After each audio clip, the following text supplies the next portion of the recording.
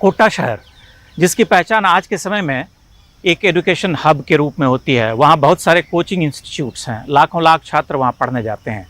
लेकिन जब आप कोटा से बाहर निकलते हैं तो वहाँ ऐतिहासिक धरोहरों की बहुत बड़ी संख्या आपको देखने को मिलती है। आप कोटा से रावत भाटा जाते हैं 45 किलोमीटर, तो वहाँ बारडोली एक गांव है, वहाँ पर प्राचीन मंदिर हैं 11वीं-10वीं शताब्दी के बने हुए। दूसरी ओर आप चित्तौड़गढ़ के हाईवे पर चलते हैं तो एक स्थल है मेनाल, वहाँ पर एक सुप्रसिद्ध प्रपात भी है। और मेनाल में भूमिजा शैली के मंदिर हैं, मेनाल महादेव, उसको महानालेश्वर भी कहते हैं। इन दोनों ही मंदिर समूहों को देखना अत्यंत ही एक सुखद अनुभूति है, क्योंकि एक तरफ वो गुर्जर प्रतिहार शैली के बने हुए मंदिर हैं बारडोली में, दूसरी ओर जो मेनाल में मंदिर हैं उसकी जो निर्माण कला है वह परमारों की है, क्षमा कीजिएगा, परमारों की है, क्योंकि भूमिजा शैली के मंदिर जो हैं वो मालवा और महाराष्ट्र में अधिक पाए जाते हैं। हालांकि वहाँ जो सूचना पट है वो ये कहता है कि ये चौहानों के द्वारा बनवाए गए मंदिर हैं। चौहानों के द्वारा निर्मित मंदिर जो हैं वहाँ मिलते हैं, लेकिन वो मंदिर नहीं है जो मेनाल का मुख्य मंदिर है। आप भारत गाथा की इस यात्रा पर मेरे साथ बने रहें। कोचिंग इंस्टीट्यूट्स के लिए विख्यात शहर कोटा के आसपास पुरातात्विक महत्व की धरोहरें बिखरी पड़ी हैं। कोटा से लगभग 90 किलोमीटर दूर एक छोटी सी जगह है मेनाल। यूं मेनाल की प्रसिद्धि एक प्रपात के कारण अधिक है, लेकिन वहाँ कुछ विराट देवालय भी हैं। शहर से मेनाल लगभग 1.5 घंटे में पहुंचा जा सकता है। मेनाल मंदिर परिसर आर्कियोलॉजिकल सर्वे ऑफ इंडिया द्वारा संरक्षित है। एक सुदीर्घ पतला रास्ता परिसर तक ले जाता है।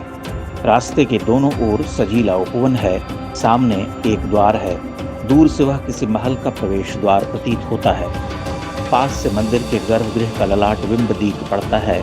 निश्चय ही वह किसी दिव्य देवालय का हिस्सा था जो खंडित कर दिए जाने के बाद कालांतर में वर्तमान रूप को पा गया। मेनाल का मुख्य देवालय सुरक्षित है, यद्यपि क्षतिग्रस्त हो रहा। महानालेश्वर का देवगृह हमारे लिए एक नवीन संरचना है। महानालेश्वर का देवगृह भूमिजा शैली में निर्मित है। इस मंदिर का शिखर भूमि से अखंडित वर्ग के रूप में घूर्णित होता हुआ ऊपर को बढ़ता है। कई लघु शिखरों से शोभित, अंततः सुघड़ आमलक और कलश से परिपूर्ण होता है। बाहरी भित्तियों के निचले हिस्से पर छोटी प्रतिमाएं हैं। पंक्तिबद्ध गजदल, जीवन के विविध व्यापार में डूबे जन सामान्य, पशु पक्षियों का चित्रांकन, कीर्तिमुख आदि। ऊपर मझौली और आदमकद प्रतिमाएं हैं, विशेषकर देवियों की। नटराज, ब्रह्मा, अग्नि आदि भी पूरी धज से उभरते हैं। समय की धूल ने उन्हें अवश्य कुछ मलिन कर दिया है।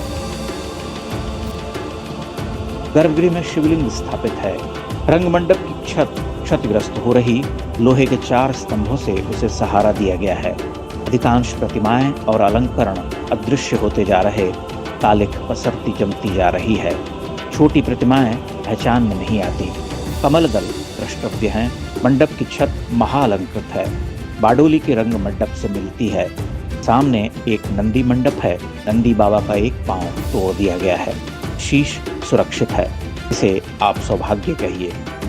मेनाल यानी महानालेश्वर के आसपास 4 अन्य मंदिरों के ध्वंसावशेष हैं। एक देवालय के मंडप का खंडित अंश है। 3 अन्य देवगृह 50 से 60% विनष्ट हो चुके हैं। परिसर में भग्न मंदिरों के हिस्से रखे गए हैं। महानालेश्वर के ये देवालय चौहान राजाओं द्वारा बनवाए गए थे, ऐसा सूचना पट कहता है। संरचना परमारों की कला से मेल खाती है।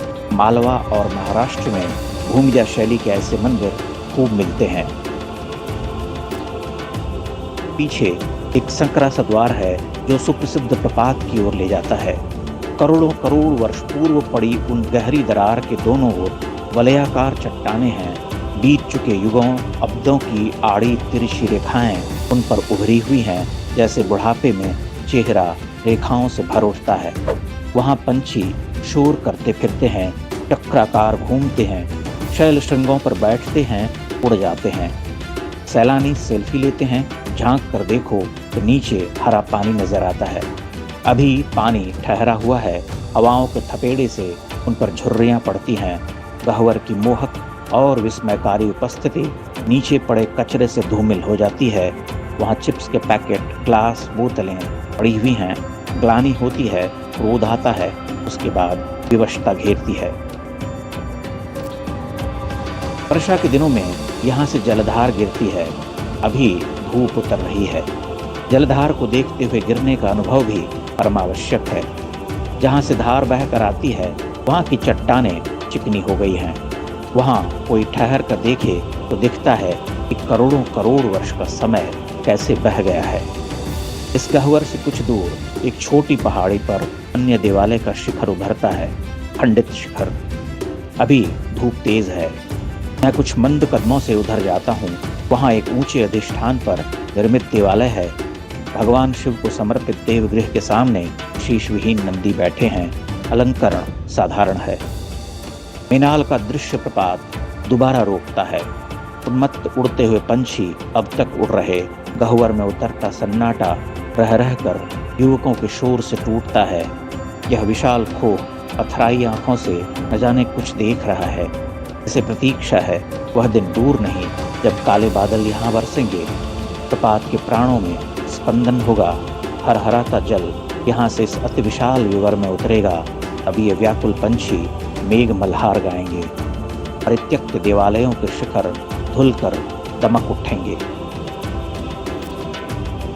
कोटा से ही लगभग 45 किलोमीटर दूर अन्य स्थल है रावत भाटा। वहाँ के बाडोली ग्राम में कुछ विलक्षण देवालयों के भग्नावशेष हैं। परिसर में सबसे पहले वर्गाकार सूखे सरोवर के मध्य एक भग्न देवालय है। आसपास 2-3 देवालयों के खंडावशेष हैं। उन्हें सहारा देकर उठा दिया गया है। ढहे हुए घर अच्छे नहीं लगते, फिर चाहे वे मनुष्य के हों या देवालयों के। लोगों को भ्रम हो सकता है कि बाडोली में देखने को बस यही है, किंतु नहीं। आगे बढ़िए। सघन वृक्षों के आवरण से धीरे धीरे शिखर उभरते हैं। सम्मोहन 5 छोटे बड़े देवालय प्रकट हो जाते हैं। क्षण भर बाद जिस देवगृह के सामने हम खड़े होते हैं उसे घंटेश्वर महादेव की संज्ञा दी गई है। वही गुर्जर प्रतिहार के हस्ताक्षर हैं, लेकिन भिन्न भी।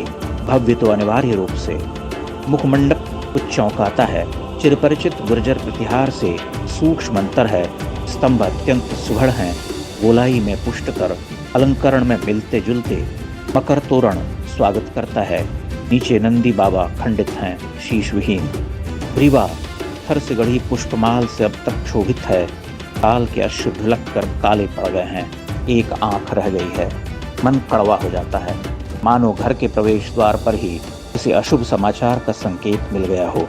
धीरे धीरे हम मंदिर में रमते चले गए। पिछले हिस्से की 90% प्रतिमाएं निष्ठुरता से विकृत कर दी गई हैं। ऊपर जहां तक उनके हथौड़े जा सके वहां तक ध्वंस किया गया है। गर्भगृह पर ताला जड़ा था। संभवतः कुछ स्थानीय लोग पूजा अर्चना आदि करते हैं।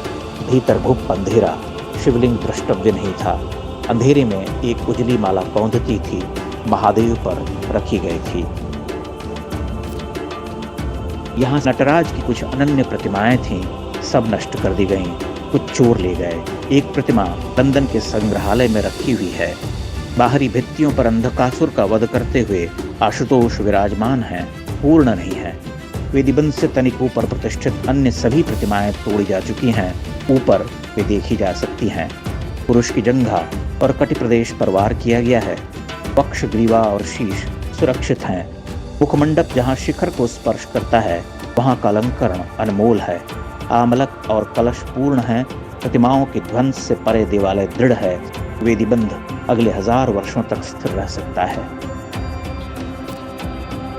घंटेश्वर महादेव के सामने रंग मंडप है। लुटा पिटा तथापि चकित करता है। दाहिनी दिशा में गणपति का गेह है। वहाँ एक अद्भुत विग्रह विनष्ट अवस्था में जड़ीभूत है। गणनायक का विशाल और कलात्मक विग्रह शुंड से खंडित है। दोनों भुजाएं तोड़ डाली गई हैं। दोनों पांव भी आधे कटे हुए हैं। हम सोचते हैं भला कैसे लोग थे, किस ग्रह से आए थे, इस ध्वंस में कौन सा रस लेकर जाते थे। किंतु गणपति अकेले नहीं हैं। महिषासुर मर्दिनी की प्रतिमा भी वैसे ही ध्वस्त की गई है और विशाल त्रिमुखी महादेव के तीनों मुख पूरी तरह से सपाट कर दिए गए हैं। परिसर में दर्जन भर शिवलिंग बिखरे पड़े हैं। कुछ महालंकृत सिर दल भूमि पर लौट रहे हैं, कुछ स्तंभ हैं, स्तब्धता चारों ओर छिटकी हुई है। जब हम घंटेश्वर महादेव परिसर में भ्रमण कर रहे थे, तब मकर तोरण के पास आकाश कोई गंधर्व लोक सा दिखाई देता था। एक विचित्र सी नीलिमा थी, जिसमें मेघ का मध्यम धूसर काला रंग पोता गया था। आंसू और आनंद दोनों मिल गए थे। कुछ यक्षिणियां धवल वस्त्रों में रथारूढ़ बही जा रही थीं। हमारी आंखों के सामने ताड़ का पत्र रह रह कर कांपता था। रंग मंडप न जाने क्यों रो रहा था।